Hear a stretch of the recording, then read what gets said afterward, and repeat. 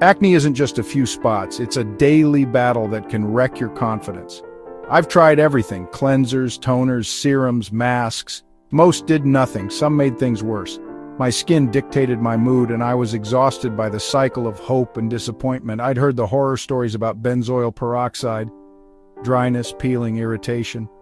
But my cystic acne was affecting my self-esteem.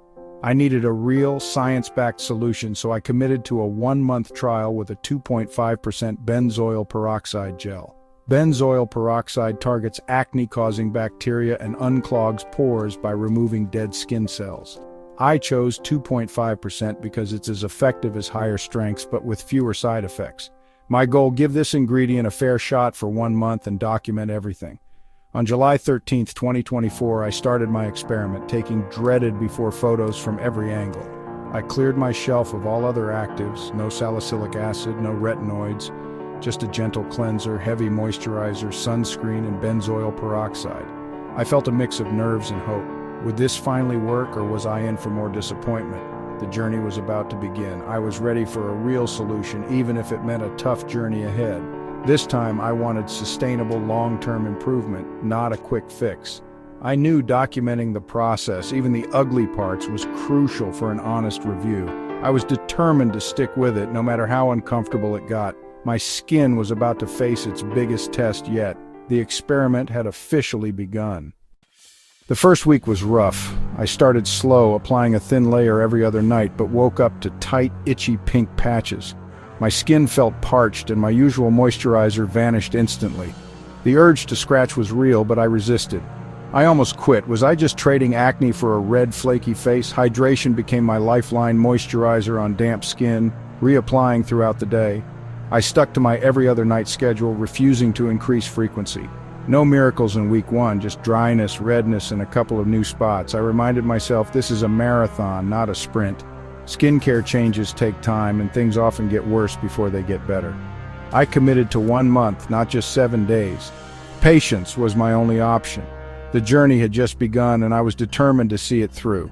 I held on to hope that this uncomfortable phase would pass. Surviving benzoyl peroxide meant simplifying my routine to the essentials. Gentle, hydrating cleanser, no stripping, no harshness. I always waited 15-20 minutes after washing to let my skin dry before applying benzoyl peroxide. Damp skin increases irritation, so patience was key.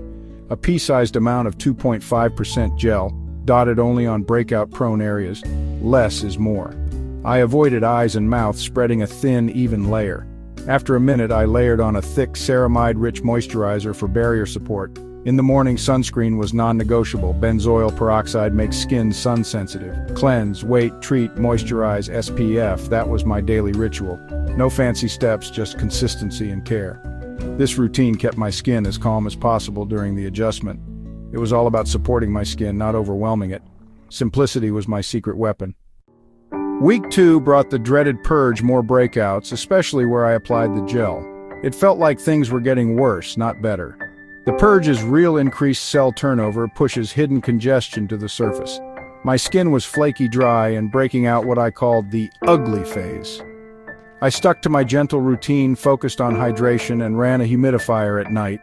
I reminded myself my skin's health isn't my worth. The new pimples healed faster than before, a small but hopeful sign. The peeling and tightness persisted, but I managed with heavy moisturizer. By the end of week 2, the worst seemed to be over. The process tested my patience, but I didn't give up. I saw the first glimmer of improvement. I hoped clearer days were ahead. Managing side effects was an art. Dryness, flaking, and irritation were constant.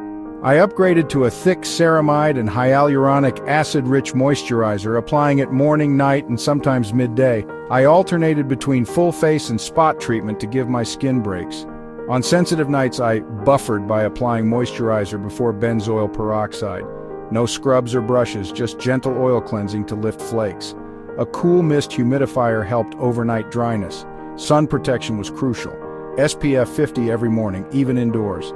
I chose a hydrating mineral sunscreen to avoid stinging. Protecting my skin from UV was key for healing and preventing dark marks. These strategies made the treatment sustainable. Consistency and gentleness kept me going. It was all about balance. Week 3 was the turning point. Breakouts dropped dramatically, no more waking up to new pimples. Spots that did appear were smaller and healed quickly. My confidence grew. I spent less time scrutinizing my skin and even went out without concealer. The anxiety faded, replaced by optimism. My skin was still dry and I had to stay vigilant with moisturizer. Some redness and flakiness lingered, especially around my nose. Old acne marks remained, but the texture was smoother and my complexion brighter. The difference from week 1 was night and day. Cystic bumps were gone, oiliness was under control, and my skin felt balanced. Week 3 proved benzoyl peroxide could work for me. The reward for patience was real progress. I was motivated to finish the month strong. The hardest part was behind me. After 4 weeks, my skin was the clearest it had been in years. The persistent acne was gone, texture smoother, and oiliness reduced.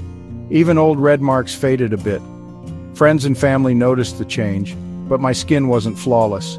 Some redness and dryness remained, and I had to keep up with heavy moisturizers. Clear skin came with a commitment to ongoing care. Benzoyl peroxide is a powerful option for inflammatory acne, especially if other treatments haven't worked. But it's not for everyone. Those with sensitive skin or conditions like rosacea should consult a dermatologist. Patience and realistic expectations are essential. My advice: start with 2.5%, use it 2 or 3 times a week, and always patch test. Simplify your routine, avoid other harsh actives, and invest in a barrier-repairing moisturizer and high SPF sunscreen. The purge and dryness are real, but so is the potential for clear skin. Listen to your skin, be kind to yourself, and celebrate small victories. Your journey is unique.